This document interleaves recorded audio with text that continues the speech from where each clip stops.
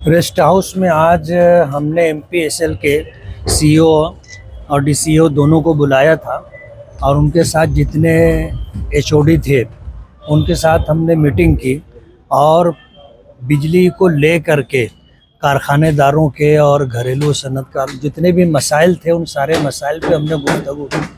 बहुत सारे लोगों के मामलात ऐसे थे जो 2 महीना, 4 महीना, 6 महीना, 11 महीने से पेंडिंग चल रहे थे। उनका कनेक्शन कट कर दिया गया और बिल जो है उसमें पेनल्टी भी थी और उसी के साथ एमडी शूट की वजह से बड़ी बड़ी रकमें उनके बिल के साथ लग कर के आई थी, जिसका भरना उनके लिए बहुत मुश्किल था। ऐसे तकरीबन 15-20 लोग ऐसे थे जिनको इन जैसे मसाइल से परेशान थे।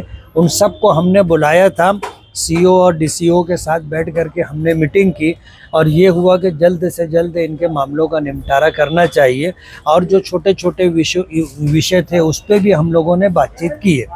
दूसरी मीटिंग हमारी कमिश्नर साहब के साथ थी और 4 विषय पर हमने कमिश्नर साहब के साथ भी बात की। सबसे पहला विषय जो है किला झोपड़पट्टी का था। लोक आयुक्त का आदेश है सरकार को कि जब तक इनको जो है पर्यायी जगह नहीं दी जाती, पुनर्वसन नहीं होता, वहाँ तक इनको यहाँ से हटाने का नहीं। हमने कमिश्नर साहब से बात की। कमिश्नर साहब का ये कहना है कि लोक आयुक्त का आदेश सरकार को है, कमिश्नर को और कारपोरेशन को नहीं है। आज पूरे शहर में जो बात चल रही है कि कारपोरेशन इनको पर्यायी जगह देवे और कमिश्नर की जिम्मेदारी है, तो लोक आयुक्त के जजमेंट में ऐसा नहीं है।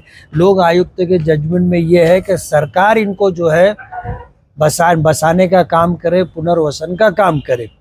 आज 5-6 तारीख हो गई है, 31 मई को वो जगह खाली करना है। जब तक उनको जगह मिलेगी नहीं वो लोग उस जगह से हटेंगे नहीं। कलेक्टर ऑफिस पर किला झोपड़पट्टी के लोग गए हैं, लोक आयुक्त के जजमेंट के साथ उनको जो भी लेटर देना है देंगे। मालेगांव के अंदर लॉ एंड ऑर्डर ना बिगड़े, अगर किला झोपड़पट्टी को बगैर पर्यायी जगह दिए उनको वहाँ से उजाड़ा गया तो शहर के लॉ एंड ऑर्डर पर सवालिया निशान लग जाएगा और हालात बिगड़ सकते हैं।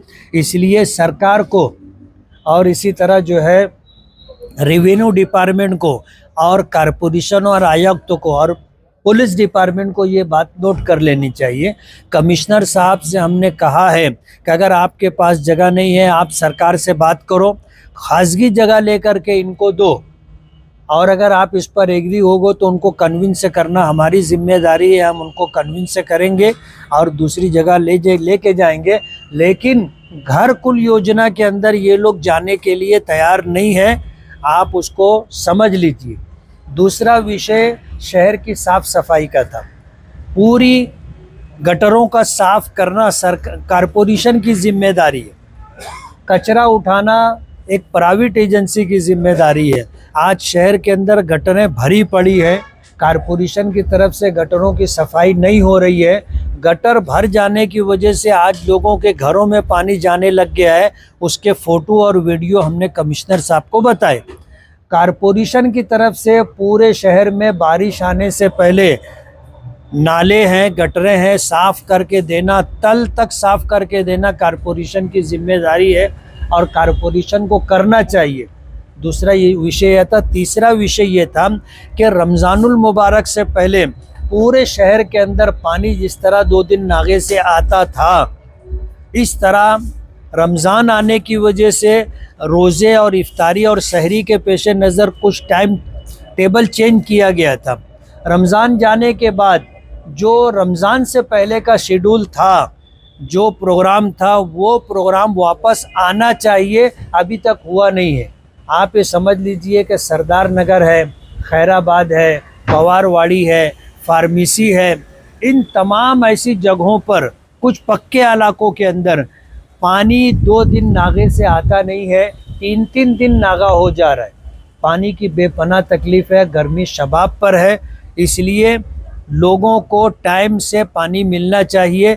दूसरी शिकायत ये है कि पानी का जो टाइम है कि 40-45 मिनट नल आना चाहिए, 15 से 20 मिनट मुश्किल से नल आता है और उसमें भी पहले कुछ मिनट ऐसे होते हैं जिसमें गंदा पानी आता है, जो इस्तेमाल के काबिल नहीं रहता, उसको बहाना पड़ता है, फेंकना पड़ता है। इसलिए जो है इस तरफ हमने कमिश्नर को मुतवज्जे किया कि पानी के नल का जो टाइम टेबल है वो दुरुस्त होना चाहिए। चौथा मसला ऐसा है कि हमारे यहाँ जन्म दाखिले को लेकर बांग्लादेशी और रोहिंग्याई होने का इल्ज़ाम लगाकर जन्म दाखिला देना बंद कर दिया गया। स्कूलों से छुट्टियां हैं, नए दाखिले शुरू होंगे। जो बच्चे केजी में हैं, 4 साल की उम्र है, या अगर वो प्राइमरी में जा रहे हैं 5-6 साल की उम्र है, उनके पास जन्म दाखिला या आधार नहीं है, तो स्कूल को लोग स्कूली जिम्मेदारान उनको एडमिशन नहीं दे रहे।